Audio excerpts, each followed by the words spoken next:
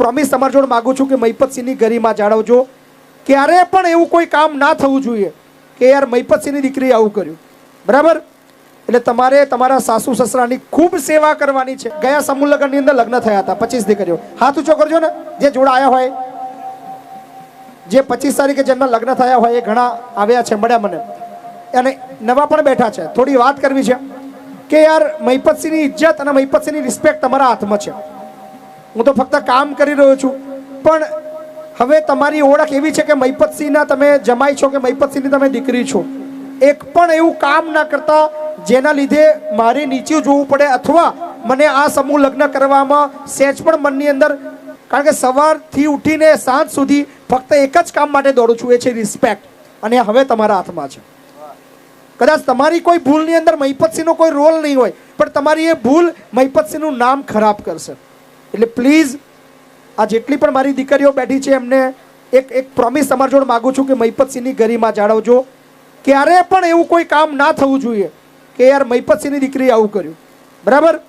એટલે તમારે તમારા સાસુ સસરાની ખૂબ સેવા કરવાની છે. આવતીકાલથી જ ઘરની જવાબદારી સંભાળી લેવાની છે. ખેતરનું કામ કરવાનું થાય તો પણ ખેતરનું કામ કરવાનું છે. ભેંસો કે ગાયો રાખતા હોય એનું પણ કામ કરવાનું છે. કામ કરવામાં કોઈ શરમ નથી રાખવાની. અને પ્લીઝ હવે ચિંતા મૂકી દીજો કે તમારું કોઈ નથી. તમારું એક ઘર છે, બહુ મોટું ઘર છે, જ્યાં તમારો પિતા, તમારો ભાઈ તમારી રાહ જોઈને બેઠો છે. મને જ્યારે ખબર પડશે કે તમે તકલીફમાં છો, સૌથી પહેલા હું દોડીને આવીશ. કદાચ મારો અવાજ તમારા સુધી ના પહોંચે અથવા તમારી વાત મારા સુધી ના પહોંચે તો તમારા માટે દરવાજા ખુલ્લા છે. ફક્ત તમારે કહેવાનું છે, કદાચ આ ઓળખવામાં ભૂલ થાય પણ તમારે ખાલી નંબર કહેવાનો છે. બાપુ 42 નંબરની દીકરી, તમારો બાપ તમારા માટે તૈયાર છે. અહીંયા આગળ કશું જ નહીં અટકે જીવનમાં.